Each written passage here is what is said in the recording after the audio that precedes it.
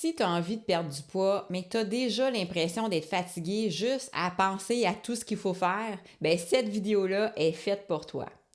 Parce que aujourd'hui, je vais t'expliquer 3 points de départ concrets pour amorcer une perte de poids, mais sans t'épuiser dès le départ. Puis, juste le premier truc, là, souvent, là, c'est celui que la majorité des femmes sautent, fait que je suis sûre que ça va t'aider.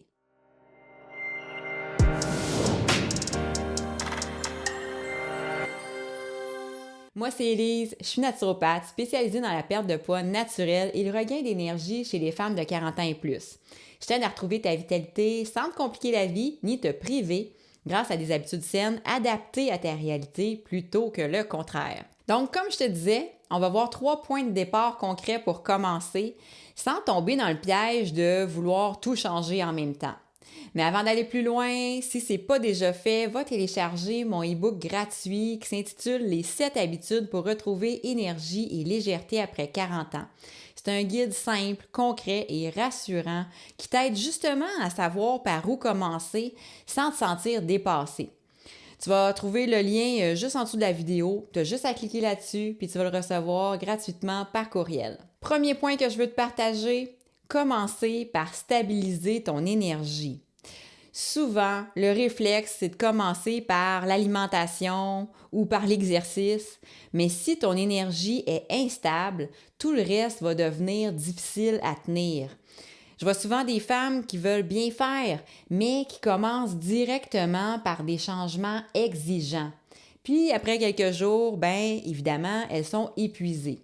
Fait que reste jusqu'à la fin de la vidéo parce que les 2 autres points que je vais te partager, c'est ce qui vraiment va te permettre de rendre ça durable. Fait que commencer par l'énergie, ça veut dire concrètement manger de façon plus régulière. Donc, au lieu de juste regarder ce que tu manges, pense au moment que tu manges.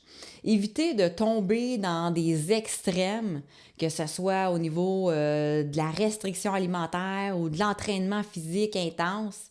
Vas-y mollo pour protéger tes réserves d'énergie au départ. Puis crée un minimum de stabilité dans ta journée. Donc, c'est pas obligé que tout soit parfait, mais essaye que ça soit plus stable.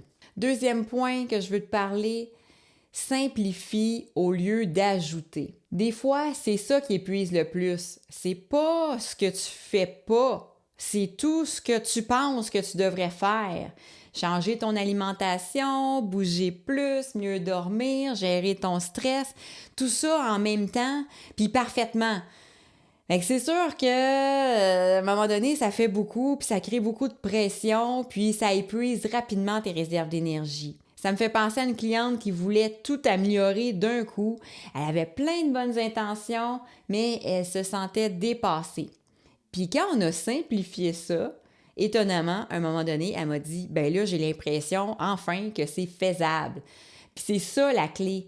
Pas en faire plus, mais faire plus simple. Si tu te reconnais là-dedans, d'avoir tendance à vouloir tout faire parfaitement dès le début, ben, clique sur j'aime, ça va me faire savoir que ça résonne pour toi puis que tu te reconnais. Troisième point, super important, il faut que tu t'adaptes les choses, des habitudes, dans le fond, à ta réalité, pas à une version idéale.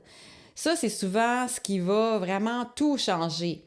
Parce que des plans, des idées, des stratégies, là, il y en a plein. Mais si ça ne correspond pas à ta réalité, à toi, ben ça ne tient pas.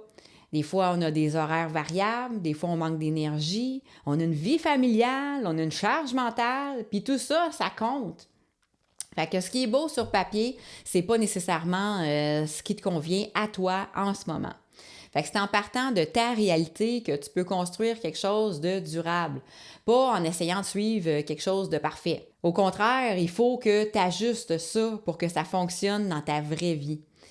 Est-ce que tu as déjà essayé de tout changer d'un coup puis ça n'a pas tenu? Écris-moi moi dans les commentaires, je veux savoir de quoi tu parles. Donc, si je te résume les 3 points que je t'ai partagés aujourd'hui, d'abord, il faut commencer par stabiliser ton énergie avant de vouloir faire trop de choses parfaitement.